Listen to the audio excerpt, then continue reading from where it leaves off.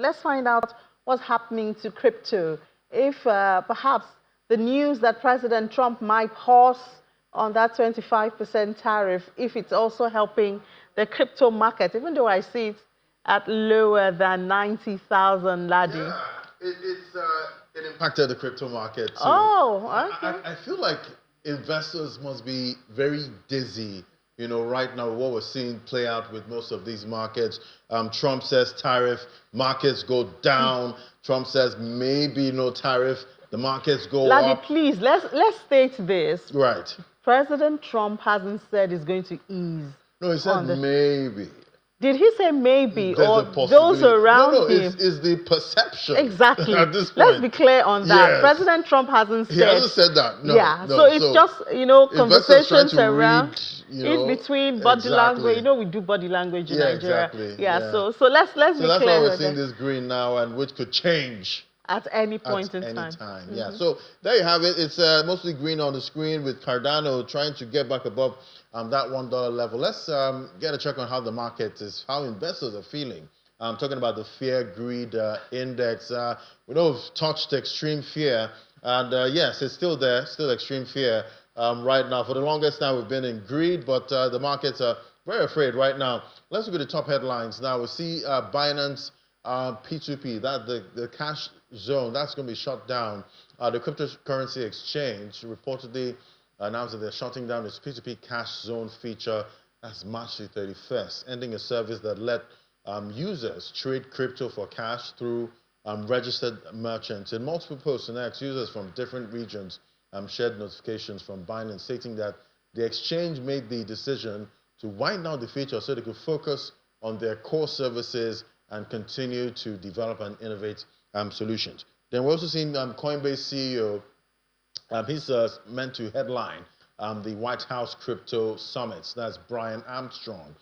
Set to highlight that attend the high-stakes crypto summit at the White House. And this isn't just another meeting, according to some people. It's a significant gathering that could shape the future of cryptocurrency regulation and adoption in the United States. Then social media online now, Alexis Ohanian is eyeing a TikTok acquisition in a move that could redefine the future of social media. The Reddit co-founder has thrown his hat into the ring to acquire TikTok, but this isn't your typical tech buyout. Ohanian's vision is far more ambitious this time, to bring TikTok on-chain, leveraging the power of blockchain technology to fundamentally transform how the platform operates. Will be interesting to see, because a lot of people making content on TikTok at this point, will they take it on the blockchain? Let's bring in Olumide Additional now, financial market analyst. Hello, Olumide. Hello, Olumide. Yeah, good afternoon, Ladi. Good afternoon, Olumide. Great to have you. So everything is happening. Everything's happening so fast. In the markets. You hear tariffs. Next thing, everybody's scampering for protection. Markets dump. And maybe some feel like the tariffs might be, they might calm down on this tariff wars. I was seeing green. I think it's not just the tariffs. I think it's the inconsistency of the president of the largest economy. I recall that just before he came to power, Bitcoin was stated at an all-time high of 109,000. And right as we speak, despite the fact that it has risen by almost 8% to the 90,000 mark once again, you could see that the greed fear index, there's so much fear. And that really tells you that it's really a worrisome state of the crypto space, because the president has spent about 9 weeks in office, and we've had $1 billion liquidation about 8 times in those weeks. And also, you look at the fact that Ethereum fell to yesterday fell to its lowest level in about 2 years, below the 2,000 mark.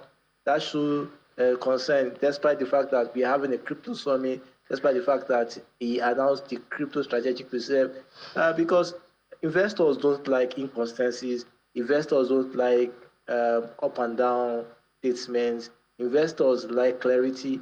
Investors want to understand what they are putting their heads in. And it seems like the president's family also has advantage, because prior to the announcement, we've seen that through on-chain analysis, we've seen reports that certain information had been taken based on those, but still allegedly that has also eroded the market integrity of that space. So it leaves the crypto community quite disturbed. Although, like with today's reaction, we're waiting if tariffs on Canada and Mexico will be rescinded. But the market now is looking like it's going back to the midday low as we speak. Right, and talking about what we're seeing play out in most of these markets, it seems some people have some kind of information and they front run. Most of these markets could maybe 2025. Could we see the biggest insider trading scandal ever with what we're seeing play out with most of these markets?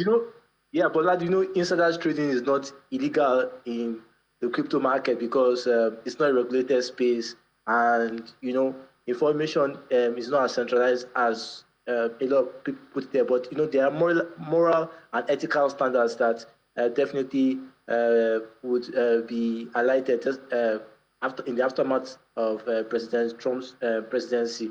But I think it still means that we need to be very cautious. Bitcoin has never been this parabolic since COVID. So it tells you that investors will definitely be on the hot seat this year. Right. And what do you think should be the next action for an investor that's tired of all this volatility? Is it better to just take cash and sit on the sidelines?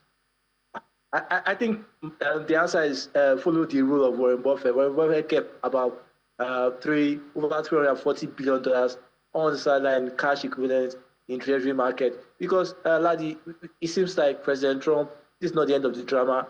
We still foresee a lot of downturns, and it seems he wants a soft recession based on many market pundits, and definitely that's not good for Bitcoin. So I would only advise that invest what you can afford to lose, and if you have invested early, why don't you wait and allow it to ride?